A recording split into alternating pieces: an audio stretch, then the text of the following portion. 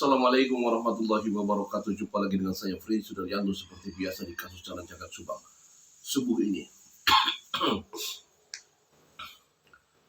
Kalau kita lihat tadi ya di awal bahwa jaksa penuntut umum memberikan tuntutannya adalah seumur hidup, dan kita lihat ekspresi dari Yosef pada saat menerima tuntutan tersebut, tidak bereaksi, lempeng-lempeng saja, lurus-lurus saja, dan tidak ada raut muka yang memperlihatkan keterkejutan atau apa, tidak ada. Jadi sepertinya santai. Apakah santainya ini Pak Yosef adalah memang karena memang sudah mengetahui bakalan tuntutannya seperti itu, ya? Dan tentunya kenapa? Karena pastilah mereka juga sudah berkomunikasi dengan kuasa hukum, ya, seperti itu. Dan sekali lagi bahwa pada saat dibacakan tuntutan oleh jaksa penuntut umum, Pak Yosef tidak bereaksi. Apakah tidak bereaksi ini memang menyadari akan kesalahannya? Coba mari kita cermati, ya. Walaupun ada kata-kata dari kuasa hukum katanya ini dipaksakan pada saat diwawancara oleh media pasca persidangan kemarin. Tetapi sekali lagi kembali kepada hati nurani masing-masing, apa yang pernah disampaikan oleh masing-masing. Terutama terdakwa Pak Yosef mengatakan dengan jelas di setiap media, di setiap apapun, mengatakan bahwa tidak ada di TKP dan tidak melakukan pengeksekusian terhadap kedua korban. Lantas bagaimana pada saat menerima hukuman atau maksud saya tuntutan seumur hidup, kok tidak bereaksi? Padahal Pak Yosef mengatakan, meyakini bahwa Pak Yosef tidak ada di TKP.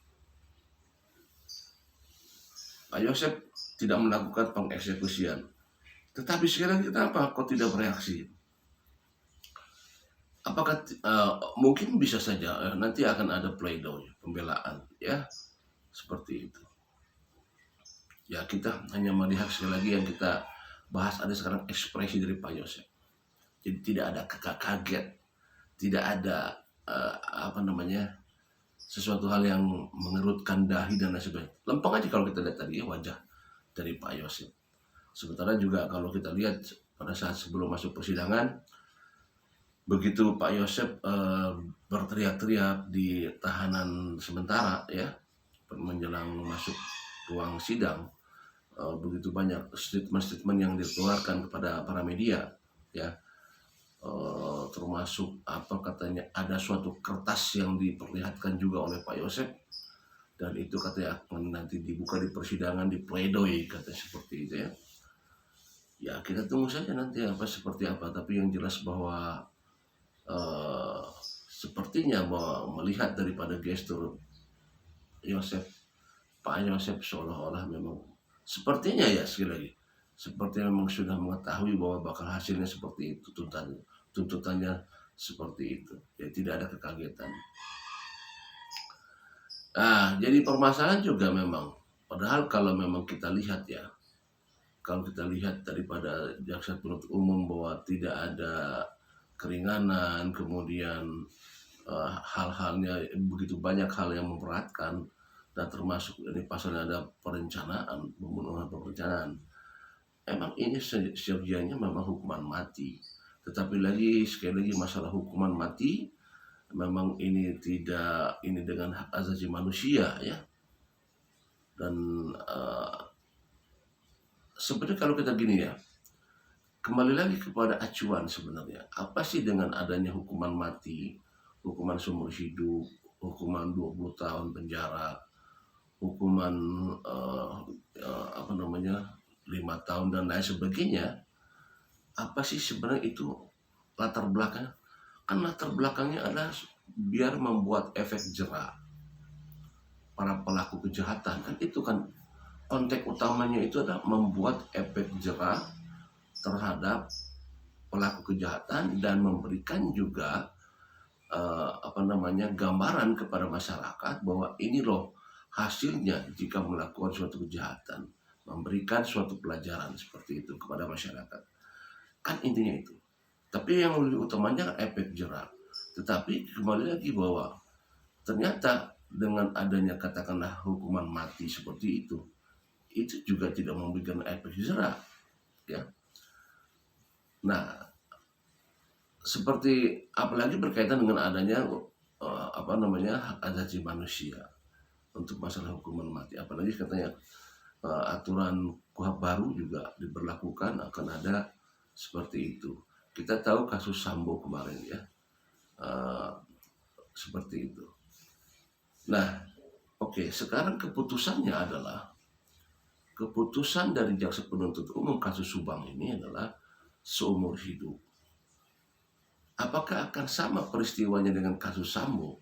Karena kasus Sambo pun adalah tuntutan dari jaksa penuntut umum adalah seumur hidup, tapi vonis hakim memberikan hukuman mati. Nah, apakah nanti ini akan sama-sama untuk hukuman untuk vonis hakim nanti di kasus Subang, apakah akan sama ataukah lebih, ataukah jadi 20 tahun? Kita tunggu saja. Banyak kemungkinan terjadi, ya. Banyak kemungkinan. Apakah nanti akan hukuman mati? Apakah nanti akan tetap di seumur hidup atau 20 tahun?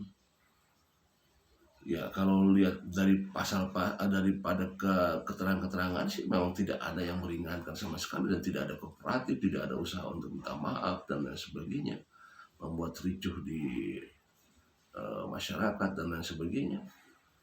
Nah, apa yang diinikan sementara tetap pada pendiriannya bahwa memang yang bersangkutan tidak ada di TKP, tidak bersalah, tidak mengakui kebersalahannya, tidak ada sama sekali yang meringankan. Walaupun ya itu tadi, memang untuk sementara kita menunggu daripada keputusan hakim nanti, ya. Walaupun nanti ada rangkaian-rangkaian, yaitu pembelaan, pledoi, juga ada kalau misalkan tidak puas dengan pledoi nanti ada kasasi, ya, nanti dan sampai ke PK, ya, peninjauan kembali. Nah, masih agak sedikit panjang ini perjalanannya. Tetapi informasi yang kita dapat bahwa pertengahan Juli ini harus sudah selesai. Informasi, ya, dari selentingan gosip informasi bahwa memang bulan Juli ini harus sudah ada keputusan vonis hakim. Tanggal 9 nanti adalah tuntutan untuk saudara terdakwa Ramdhanu seperti apa.